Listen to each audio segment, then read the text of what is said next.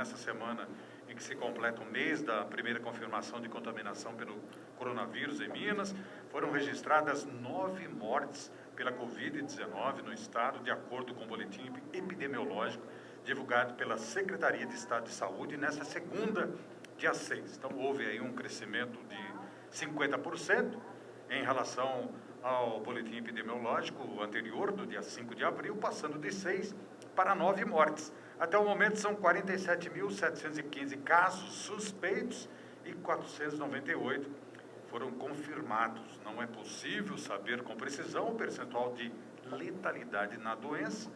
E até o momento, então, são 9 mortes, mas um número bem maior aguarda a resposta de testes.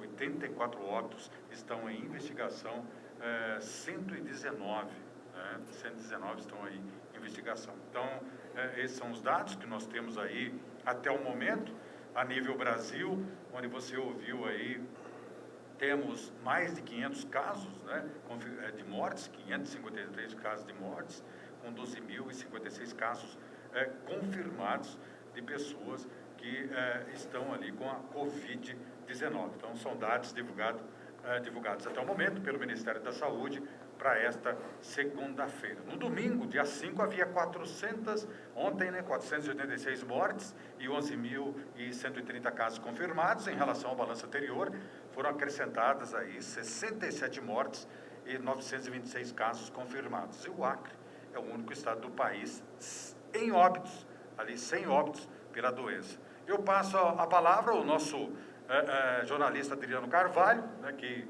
conversa e anuncia o nome do nosso convidado especial, que mais uma vez, diante da sua agenda apertadíssima, o jornalista anuncia da nossa administração aos nossos ouvintes. Né? Isso, boa tarde, meu querido. Realmente, boa tarde, Moza, boa tarde aos nossos ouvintes. Na sexta-feira, né, nós tivemos, batendo um papo aqui, já avisando, né, nós anunciamos 2 decretos na sexta-feira, nós dissemos que havia mais um decreto para ser anunciado hoje, então o que é combinado não é caro, né? Então o prefeito João Batista combinou com a gente que voltaria aqui para bater esse papo e veio cumprir a promessa. Boa tarde, João. Boa tarde, Adriano, boa tarde, Moser, boa tarde aí a todos os ouvintes da Portal FM, e vamos aí a mais uma conversa, né? Mais uma etapa aí, né? É verdade, mas ele não está sozinho não, viu, João? Quem veio junto para bater um papo também, porque é sempre um assunto importante, é a gerente de saúde daqui de Extrema, a Patrícia Carneiro, que a terça-feira é o dia dela vir bater o papo com a gente, mas a gente antecipou também, porque tem muita coisa para falar. Boa tarde, Patrícia. Boa tarde, Adriano, boa tarde, João Batista, boa tarde, Moza, caros ouvintes. Muito bom aí. Patrícia, antes de mais nada, né, ontem nós anunciamos, a prefeitura anunciou num boletim extraordinário o segundo caso confirmado na cidade. Sim. Né? Já era um caso que vocês estavam acompanhando, já está até saindo do tratamento, não é isso? Exatamente, a gente acompanhou já desde o início dos sintomas, internação, né, a alta, já o isolamento domiciliar e finalização do tratamento, já evoluindo para os 14 dias aí. Muita gente fica apavorada, né, quando sai no boletim, mas a secretaria não está esperando o resultado do exame para iniciar o protocolo, né? De maneira alguma, né? Na verdade, já todos esses que a gente fala que estão monitorados já estão seguindo o protocolo, né, do combate ao Covid. Então, isolamento, medicação, avaliação, né, monitoramento com toda a unidade de saúde, né, a unidade básica de saúde, está sendo realizado. A confirmação do exame, digamos assim, é só mais uma praxe oficial. Exatamente. Né? Então, em alguns casos a gente já até imagina que realmente seja, já estamos tomando toda a conduta, todos os contatos monitorados, família, né? Então, toda essa busca ativa já é realizada quando ele dá a entrada já no primeiro sintoma, assim que ele procura o médico, no primeiro contato. Perfeito, porque às vezes a pessoa imagina que quando aparece ali, né, um númerozinho ali confirmado, é que é aí que foi descoberto. Não. Não, tem um trabalho todo por trás, na verdade, que a gente já tem realizado, né? Todas as famílias monitoradas, todos os casos em isolamentos domiciliares, eles vêm sendo monitorados e a gente aguarda somente o resultado. Né? Na verdade, esse acompanhamento do boletim diário, mas para a gente entender qual é a situação da cidade, né? O trabalho que está sendo feito por trás desse boletim é muito maior.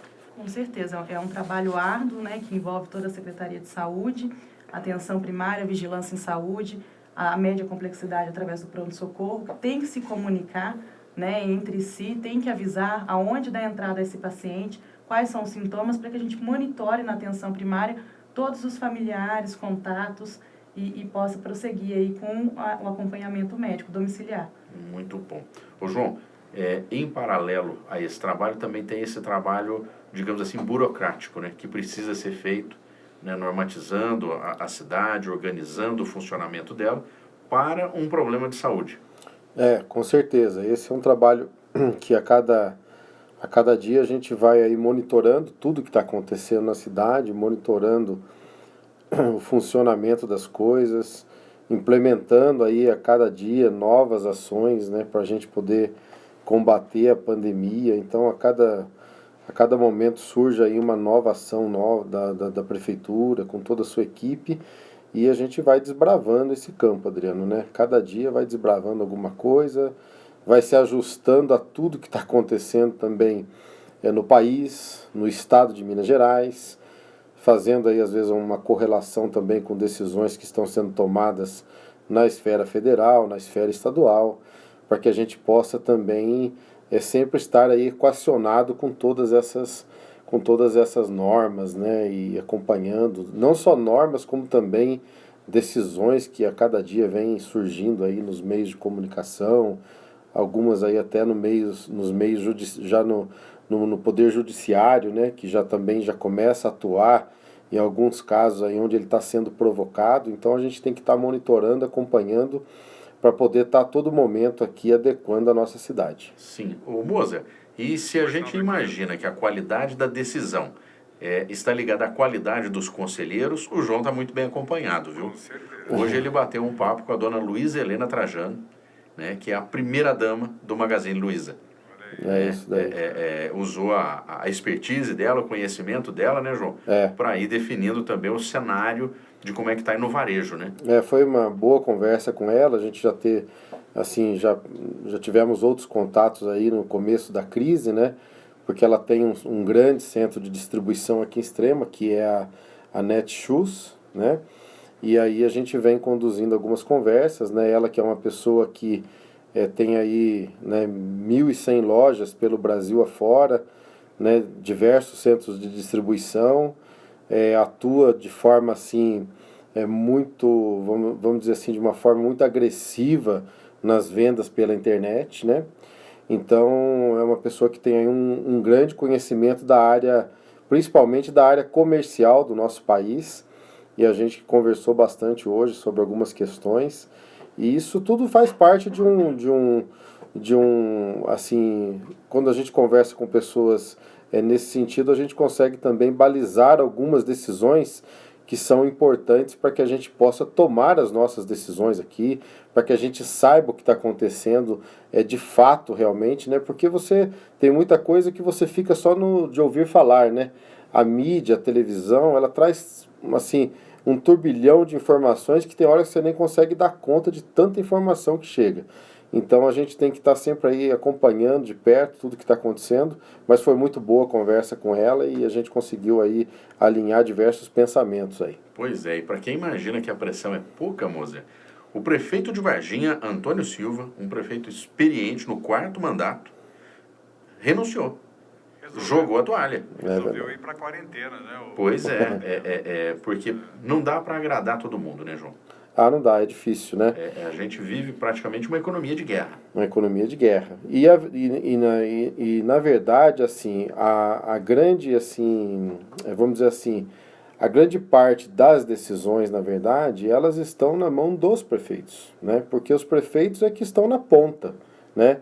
O governador, por mais que ele está sofrendo, que ele tem lá suas dificuldades, uma série de coisas, mas ele está um pouco mais afastado distante da população. Tá distante da população, né? Ele tem que gerenciar a nível macro, né, todo o estado, no nosso caso aqui 853 municípios, né? E o governo federal nem se fale, né? Tá muito mais acima ainda. Então quem está na ponta, conversando diretamente com o cidadão, são os prefeitos. Então esses é que realmente estão aí sofrendo realmente uma grande pressão, assim, e uma pressão que a gente acha que é natural, porque é uma coisa nunca antes vivida no nosso país ou até mesmo no mundo, né? Então ninguém tinha uma receita para isso, né? Olha, se acontecer isso, aqui está a receita, faça assim, assim, assado. Não existe. Então você tem que descobrir a cada dia o que vai ser feito, que decisão tomar, para que caminho você vai. Então é realmente um desbravamento. E aí é o que tira muita energia da gente, tira muita energia dos prefeitos, né? Foi o caso lá do Toninho Silva, que fez essa renúncia aí do cargo dele, né? Ele alega lá que foi por motivos pessoais e tudo mais, mas a gente sabe da pressão, né? De tudo que está acontecendo aí em torno de todas as cidades do nosso país. E detalhe, né, Adriano? Né? Experiência, o que não faltava para ele. O quarto mandato. Tá no quarto mandato. Quarto mandato. De uma cidade importante como Varginha, uma cidade grande, uma cidade rica, uma cidade muito importante, mas ele decidiu sair do jogo. Agora, nessa história do coronavírus, é muito complicado porque o que ontem não era recomendado, hoje é. Caso típico é o uso das máscaras. Sim. Né? Durante um tempo não era recomendado. Da noite para o dia, muda tudo. Esquece isso, passa a ser. Essa rapidez na mudança das informações, Patrícia, deixa qualquer prefeito doido. Com certeza, não só o prefeito, mas todos, né? E a gente tenta acompanhar na mesma velocidade, né? À medida que saem as notas, a gente né, retira os fake news, tudo, a gente vê o que é viável e a gente tenta adaptar isso para o município também. Então, o uso da máscara, a gente sabe que a população, mas não era, agora é. Então, é preconizado agora pelo Ministério da Saúde. Soltamos a nota no final de semana, né? Que façam a máscara caseira, que saem com todas aquelas orientações, né? Então, isso que é importante, e como o João muito bem colocou, é diariamente que as coisas vão acontecendo. Nós nunca passamos por uma pandemia, né? É difícil a gente tentar vislumbrar algo, né, longe. Tudo é novo. Tudo é novo e diariamente a gente vai se adaptando, né? São coisas que a gente pode falar, algumas coisas vão sair melhor que as outras, e a gente vai evoluindo, conversando e realmente adaptando tudo isso. E olha, tem gente montando linha de produção de máscara, viu? A Vilma do Milton tá lá em cima da máquina, que é só máscara que sai. Outros estão produzindo álcool, né? O pessoal lá da Associação dos Moradores do Vila Rica estão lá todo vapor, Valderrama, Simone, estão lá uma linha de produção de máscaras. É verdade, é verdade. E detalhe, viu, Adriano, falando, né, já mudando o rumo da prosa aí, no caso do Toninho Silva, hoje, agora ex-prefeito lá de Varginha, ele quis impor a situação de prefeito. Não é o caso do nosso prefeito que impõe a condição de cidadão e está ali correndo atrás, independente de cargo, o que quer que seja, mas é mais um voluntário ali, né, nessa luta incessante, né, meu querido? Viu? No caso do Toninho Silva, quis impor a condição de prefeito, que não funcionou e acabou ele tendo essa queda de braço aí com os seus pares, não é isso, meu querido? Pois é, tá tendo muita queda de braço, né? Tá tendo uma agora nesse momento entre o Bolsonaro e o Mandetta. Sim. Né? Então tá tendo muita queda de braço. É por isso que agora há pouquinho eu estava conversando isso com o João. Precisa muita união nessa hora, né, João? Com certeza, né? Tem que ter muita união, entender o trabalho, entender a área técnica também. A área técnica é importante, né? Não são todas as pessoas que são técnicos da área da saúde, né? Principalmente no rol de dirigentes públicos que a gente tem no país, né? Entre prefeitos, governadores e o próprio presidente, né? É difícil aí, um ou outro aí que vai entender um pouco de saúde. O restante é tudo gestor, é tudo político, administrador, né? Então a parte técnica ela tem que ser colocada assim como primordial para qualquer tipo de decisão, para qualquer tipo de processo, né? Exatamente. João, e entrando agora na questão do decreto, hoje a gente tem um prazo final de um decreto que está em vigor, né, até a meia-noite de hoje, né, sobre o toque de recolher. Como é que fica daqui para frente? Daqui para frente, assim, nós, ao longo da semana passada inteirinha e o início dessa, houve uma flexibilização por parte do executivo, né, em relação à parte do comércio. Nós tínhamos já definido alguns critérios mais assim, vamos dizer, flexíveis para a parte industrial, que ela já passou a ter uma operação mais tranquila desde o início da crise. A gente conseguiu fazer realmente uma legislação que desse para atender essa questão, né? E depois veio a parte do comércio, né? E o comércio ele ficou realmente por alguns dias fechado e depois a gente conseguiu colocar em prática aí algumas ações importantes para que a gente pudesse também cuidar um pouco dessa atividade comercial, cuidar um pouco da vida desses comerciantes, cuidar um pouco da vida dessas pessoas que são empregadas no setor do comércio, no setor dos serviços, né? Mas por conta desse balizamento que a gente tinha aí de toda essa legislação federal, estadual, decretos e normas sendo emitidos a todo momento, né? Algumas atividades ainda elas ficaram de uma certa forma inibidas, né? E a partir de hoje a gente consegue dar mais um pouquinho de flexibilidade, né, para alguns setores que estavam aí ainda trancados, vamos dizer assim, de uma certa forma, né?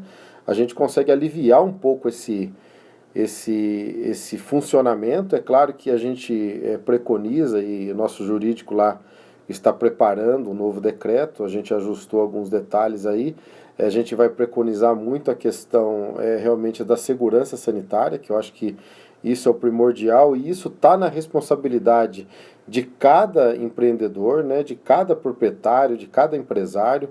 Este sim vai ser o grande responsável por esta solução, né? Porque não há como o poder público ele estar dentro de cada estabelecimento comercial ao mesmo tempo fazendo essa fiscalização. A gente faz uma fiscalização sim, mas é uma fiscalização que é um pouco por amostragem. Você vai numa rua, né, detecta algum tipo de coisa, entra, aborda, notifica, mas pode acontecer também de você entrar, notificar, a pessoa corrigir o processo e quando o fiscal sanitário ele sai para a rua, aquele estabelecimento volta a fazer tudo diante descumprindo todas as regras novamente, né? Então, assim, essa responsabilidade ela fica mais ainda implícita para cada proprietário e a gente consegue aliviar, né, alguns setores que a gente estavam aí até o momento aí fechados. Volto a dizer, Adriano, que na maioria dos municípios isso está diferente, né? A gente tem visto aí o posicionamento aí, principalmente do estado de São Paulo, né? As ações do governo Dória. Aqui mesmo em Minas Gerais a gente ainda tem visto aí uma dificuldade tremenda. Olha, o próprio caso que você citou aí em relação ao Toninho Silva lá de Varginha, que renunciou ao cargo, o comércio está todo fechado, né? 100% fechado. Né? Algumas cidades estão conseguindo flexibilizar e nós estamos fazendo isso com muita prudência, né? Qual que é a prudência? A prudência é acompanhar justamente esse monitoramento também do gráfico, que é o que a Patrícia acabou de falar aqui, né? De acordo com esses números, a gente também tem condições de ir tomando essas decisões, né? Em função da evolução desse gráfico, a gente pode ter aí a qualquer momento uma nova intervenção. Outras decisões, né? Nós estamos fazendo com base naquilo realmente que a gente tem de informações técnicas, né? Então, alguns setores, Adriano, a gente consegue realmente dar aí um atendimento agora a partir de amanhã, né? Quando vai sair a edição desse novo decreto, como os bares e restaurantes, né? Lanchonetes, tudo que tiver nesses centros comerciais, galerias, né? Na questão assim dos centros de ginástica, academia, as clínicas de estética e salão de beleza, então nós vamos ter essa liberação somente para atendimento de 50% de sua capacidade, né? Então vamos imaginar, se um bar ele tem 10 mesas, ele só vai poder trabalhar com 5 mesas, né? E continuar o trabalho de atendimento de entrega, de delivery, né? Para que a gente possa colocar um pouco em atividade esses setores, para que eles também não sofram aí outras consequências, né? E principalmente, Adriano, o desemprego, que é o que a gente mais tem que lutar para que a gente possa mantê-los aí em dia, né? Que as pessoas consigam sobreviver nessa questão. Então, no novo decreto hoje a gente traz algumas novidades, né? Mas até mais à noite esse decreto ele vai ser publicado e a gente consegue flexibilizar algumas atividades aí que estavam trancadas e a gente consegue colocar elas aí para poder operar de forma restrita, né? Restringindo essa capacidade de atendimento, sendo mais taxativos em relação, o decreto ele vai ser mais taxativo em relação às normas de segurança, né? Nós já temos essas normas implementadas, mas vai ser mais taxativo ainda, porque se nós não tivermos esse cuidado, né, com a população, aí a gente começa a colocar em risco a população, o que nos força a tomar outras decisões também. Aí regride tudo. Aí regride tudo, se a população, se esses comerciantes, empresários não conseguirem implementar essas normas, a prefeitura tem que tomar uma outra decisão que não é a que a gente quer tomar. Na verdade, nós somos parceiros e queremos que realmente todos aí continuem atuando, né, fazendo as suas vendas, gerando e mantendo os empregos que a gente precisa manter na cidade, ou seja, colocando a economia para funcionar, Adriano. Exato. Ô, João, uma classe de trabalhadores aí que desde a semana passada, né, já estavam falando com você, na sexta-feira, inclusive, te mandaram mensagem pelo Instagram, né, que são as manicures. As manicures. Né? O que vocês estão preparando para elas? Então, elas estariam enquadradas também nessa questão aí de trabalhar só com 50% da capacidade para não haver aglomeração, né, principalmente nos salões, né, onde a gente tem aí atendimentos que às vezes são demorados, né, então para que elas se organizem nesse sentido. E a gente coloca também uma regra mais dura na questão dos salões, para que elas forcem o trabalho com agendamento, né. Então, se elas forçarem esse trabalho com agendamento, nem que estenda um pouco mais o período de funcionamento, elas vão ter a capacidade de atender mais pessoas, mas dentro de critérios rigorosíssimos de higienização, né? Todos os cuidados necessários ali dentro daquele estabelecimento, com relação às pessoas, tem que ser eles têm que ser pautados aí de muita eficiência para que a gente não coloque a população em risco, né? E nós vamos estar fazendo esse monitoramento, né? Averiguando com a nossa equipe, né? Para a gente poder acompanhar todo esse processo. Então, o que ficaria? 50% da capacidade de atendimento e o agendamento, né? Os cuidados de higiene. E os cuidados de higiene. João, né? Quanto ao e também, Adriano, um controle na porta, né? Não seria muito o caso dos salões de beleza, mas para os outros setores, como bares, restaurantes, nesse sentido. Então, se você estabelece 50% da capacidade, então tem que ter um controle na portaria, né? Se deu 50%, essa portaria tem que ser fechada. E ali, a hora que liberar uma mesa, liberar um lugar, sai uma pessoa e entra outra, né? Da forma como já está sendo feita nas redes de atendimentos essenciais, como farmácias, supermercados, né? Entra um e sai outro, né? Tem que ter esse controle para que a gente não crie lá dentro daquele estabelecimento algum tipo de aglomeração que coloque em risco a população. Quanto ao toque de recolher, houve alguma modificação? O toque de recolher, na verdade, a partir de manhã, né, ele vai ser cancelado, né, justamente porque alguns desses estabelecimentos que a gente hoje flexibiliza aqui para a nossa população, eles vão ser liberados. Então, a partir do momento que você libera, exemplo, você libera uma pizzaria para funcionar à noite, então não há como ter o toque de recolher, porque se a pessoa for sair para fazer visitar essa pizzaria, ou até mesmo para buscar uma pizza lá no balcão, no sistema de retirada e tudo lá, de entrega e retirada, essa pessoa vai ter que transitar, né? Então, na verdade, o toque de recolher ele ficaria em conflito com essa nova norma, o que nos faz fazermos aí o cancelamento da questão do toque de recolher, mas a gente ainda frisa, né? E a gente faz o apelo para a nossa população para que as pessoas fiquem dentro da sua casa, né? E procurem realmente buscar esse serviço de delivery, né? Tentar fazer essas compras aí pelos aplicativos. Quanto menos movimento na rua, melhor, né? Mesmo que o toque de recolher ele vai sair da pauta como uma norma, mas eu acho que essa norma tem que estar dentro da cabeça de cada um, Adriano. Exato. Né? O João, a Lúcia lá do Juncal está perguntando aqui se os bares da roça também estão contemplados. Já estão contemplados, Lúcia. Manda um abraço pro Nardão aí, Lúcia. Toma cuidado, hein, Lúcia? Toma cuidado, se cuida aí, trabalha direitinho, né? Isso daí. Protege aí. Patrícia, o que a gente vê assim, a prefeitura cria as regras, cria as normas, mas sem a participação do cidadão, sem que ele busque o seu cuidado, com que cada um faça a sua higiene, mantenha a distância social, nada disso funciona. Com certeza, eu costumo falar que a responsabilidade ela é meio a meio, 50% de cada um. Né? Então, 50% de todo o trabalho que nós estamos fazendo e 50% da conscientização de cada um de nós. Né? Enquanto cidadão, de permanecer em casa, tomar os cuidados. Não é porque a gente está liberando tudo agora que vai todo mundo sair desenfreado. Né? Então, tem opções. A conduta do João aqui é muito importante, porque é pensando em todo numa economia do qual a gente consegue manter consciente e que a gente não tenha perca e que não precise tomar medidas mais drásticas futuramente. Então, a gente precisa realmente da participação da população, que tenha essa conscientização, né, e que a gente consiga manter esses números.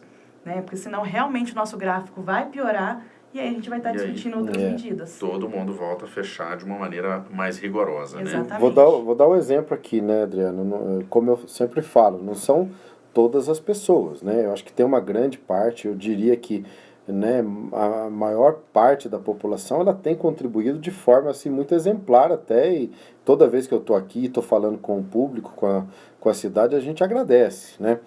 Porém, você encontra diversas pessoas que não... Por que nós tivemos que tomar aquela medida mais dura com a rede bancária? Porque as pessoas não conseguem ficar 2 metros uma longe da outra. Ela tem que ficar grudada. Tem que ficar tudo juntinho. Tem que ficar grudado, né? Então, assim, nós tivemos que tomar as medidas mais, assim, restritivas, fazer demarcação no chão, né? Coisa que não precisaria, né? A pessoa está na sua frente, você marca 2 metros de distância dela, mais ou menos, e fica longe dela, né? Quer ficar cochichando. Quer ficar grudado, né? Então, assim, a gente teve que tomar essas medidas e com relação a todos os outros estabelecimentos, nós vamos continuar fazendo monitoramento. E a gente volta a dizer, se isso não der certo, nós teremos que tomar novas medidas para corrigir esse processo, né? Então é por isso que a gente tem que colocar de forma muito bem clara para o nosso comerciante, né, para as pessoas que estão dentro do balcão, que elas são responsáveis por isso. Elas têm que orientar as pessoas, elas têm que fazer o controle de acesso em cada estabelecimento comercial, né, fazer todo esse trabalho para que a gente consiga ter sucesso na medida. Senão a gente não vai ter sucesso, porque umas pessoas respeitam, outras não respeitam, outras nem que você vai lá e pegue por braço e coloque no local, ela não vai conseguir ficar. Né? Então a gente precisa desse apoio da população, mas principalmente de quem está cuidando do seu comércio. Ele é a pessoa principal no processo e é o responsável, porque ele está ali o dia todo. Né? Exatamente. É por isso que é muito importante, porque se todo mundo colaborar, todo mundo ganha. Se não colaborar, todo mundo perde. Com certeza. Até porque essa minoria que não participa, que não conscientiza, vai atingir a grande maioria que está sim vestindo a camisa, que está nos apoiando, que está tomando as condutas corretas, né?